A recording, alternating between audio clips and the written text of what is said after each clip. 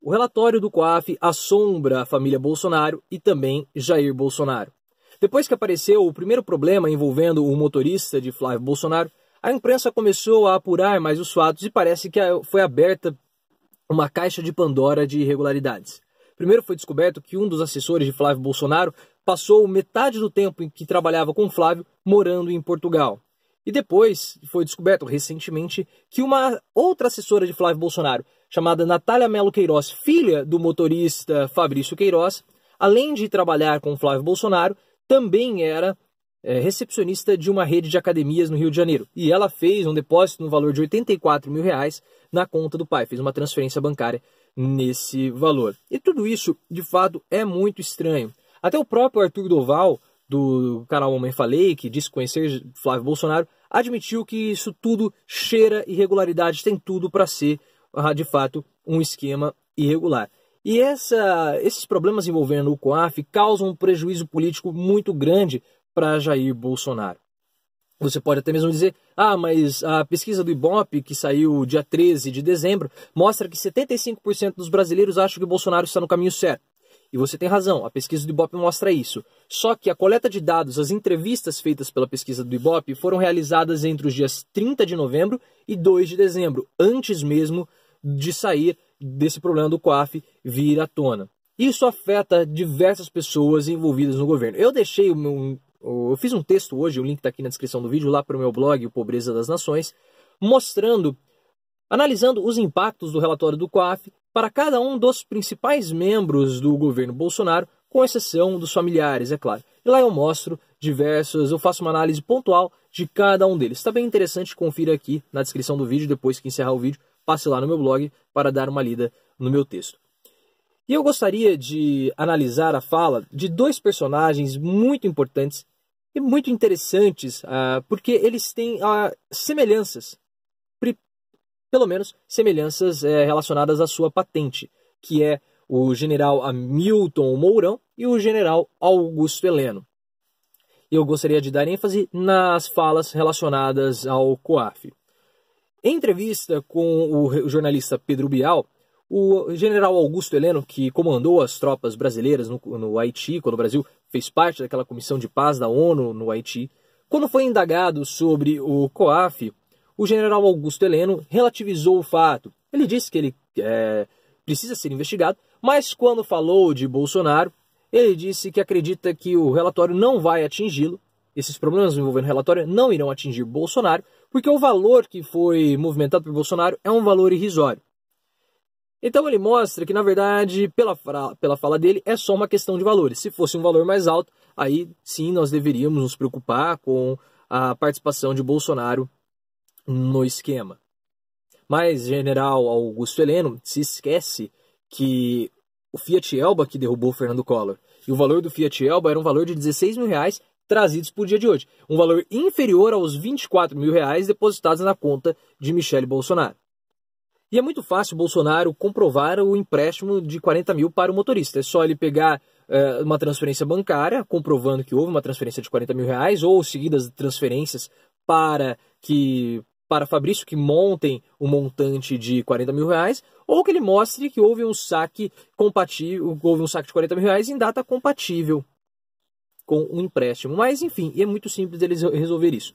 Só que o general Augusto Heleno, ele também ironiza o COAF. Ele fala que o COAF esteve muito silencioso ao longo dos anos. Só que o que o general desconhece é que entre o Mensalão e a Lava Jato, o COAF emitiu mais de 30 mil relatórios.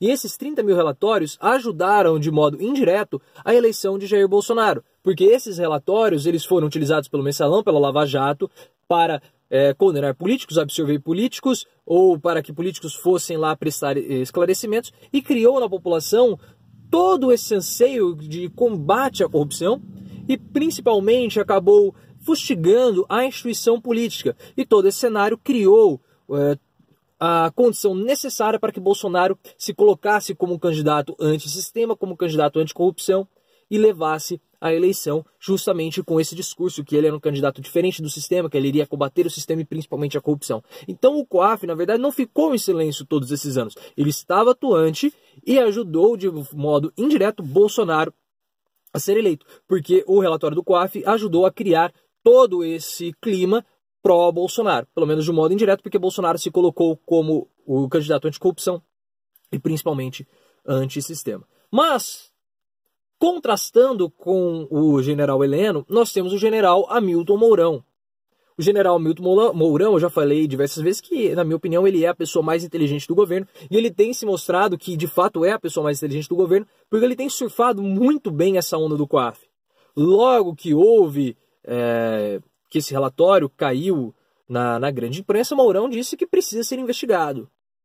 E que se houve caixinha, ou seja, que se os assessores depositavam dinheiro na conta de Flávio Bolsonaro, isso seria uma grande burrice. Então ele tem uma mensagem muito dura com relação ao COAF. Diferentemente do general Heleno, que dá uma amaciada, relativiza os fatos. O general Mourão, ele é muito mais incisivo, ele é muito mais duro, ele cobra esclarecimentos. Em entrevista recente para o Estadão, ele admitiu que toda essa situação do COAF causa muito incômodo causa muito incômodo no governo. E aí, quando perguntaram da explicação, ele falou lá, o Jair Bolsonaro, olha só que interessante. Ele falou assim, Jair Bolsonaro, ele já se explicou, para mim morreu. Agora, cabe vocês da imprensa investigarem. Ou seja, o que ele falou? Da parte dele, o esclarecimento do Bolsonaro estava ok, tá bom para ele. Ou seja, para ele o assunto morreu. Mas ele deu uma mensagem clara para a imprensa. Continuem investigando. Ele não falou para a imprensa parar. Diferentemente de Onyx Lorenzoni, na sua primeira entrevista, ele não disse que estão tentando destruir a reputação do presidente eleito. Ele simplesmente falou, continuem investigando. Ele não falou para ninguém parar. E o mais interessante é que, em um determinado momento da entrevista, o general Mourão falou assim, não, Bolsonaro tem a minha confiança. Isso é muito interessante quando ele fala. E eu fiquei muito satisfeito porque o Reinaldo Azevedo, no programa O É da Coisa, também percebeu isso. Então eu não fui o único que percebeu algo relativamente curioso nessa fala do Mourão. Porque ele que é o homem de confiança de Bolsonaro. Não Bolsonaro, o homem de confiança de Mourão. Então assim, não é Bolsonaro que precisa ter a confiança de Mourão, mas sim Mourão precisa ter a confiança de Bolsonaro. Vocês percebem isso? Porque Mourão, ele é o segundo, ou seja, ele é o braço direito de Bolsonaro. Bolsonaro que precisa confiar em Mourão, não o inverso. E quando Mourão fala que Bolsonaro tem a confiança dele, ele se inverte de posição com Jair Bolsonaro e se coloca em uma posição de protagonismo. Vocês percebam isso. Ele militarmente tem uma patente acima de Jair Bolsonaro, porque Bolsonaro é capitão e o general Mourão, ele é, obviamente, como o próprio nome diz, general. E quando ele fala isso, ele se coloca em uma posição de protagonismo dentro do governo. Ele se coloca acima de Bolsonaro. Porque não, ele tem a minha confiança, ou seja, parece que ele está acima de Bolsonaro. Pode ter sido apenas uma questão do ponto de vista relacionado à patente, por ele ter uma patente maior do que Jair Bolsonaro, ou ele se coloca numa posição de protagonismo no governo. Pelo menos naquele momento ele se colocou acima de Jair Bolsonaro. E General Mourão, desde que a eleição terminou, a popularidade dele eu percebo que vem aumentando. As declarações dele têm sido muito inteligentes e ele soube aproveitar muito bem essa onda do COAF. Talvez dentro do partido ele tenha sido o maior beneficiado depois de Joyce, porque Joyce, eu até falo no meu blog, ela estava disputando poder e com esse problema do COAF acaba afetando a família Bolsonaro, então um dos afetos dela, parentes que é o Eduardo Bolsonaro, perde força. Até o próprio Renan Calheiros, que busca ser mais uma vez presidente do Senado, disse que percebeu que isso acaba afetando, desgasta politicamente a família Bolsonaro e isso facilita a caminhada dele para o seu 4º mandato como senador. Mas essa fala do Mourão é muito interessante. Com o passar do tempo, Mourão vem ganhando destaque, vem assumindo uma posição de protagonismo e ele é muito mais articulado, fala muito melhor, se comunica muito melhor e se expressa muito melhor do que Jair Bolsonaro. vamos continuar observando os desdobramentos do COAF. Se você chegou até aqui, considere se inscrever no canal, comentar aqui o que você acha dessa participação do General Mourão com relação ao COAF. Ou aqui na descrição do vídeo tem vários links com tudo isso que eu falei, com as referências, as reportagens, as entrevistas. Também tem o texto do meu blog A Pobreza das Nações, falando os impactos para cada um dos principais membros do governo Jair Bolsonaro, com bônus para Renan Calheiros. Então, entre lá no meu texto, leia o que eu escrevi, que está muito interessante. E se você quiser entrar em contato comigo, basta você acessar o meu Facebook. Lembre-se, vamos sempre sair do raso e aprofundar o nosso discurso.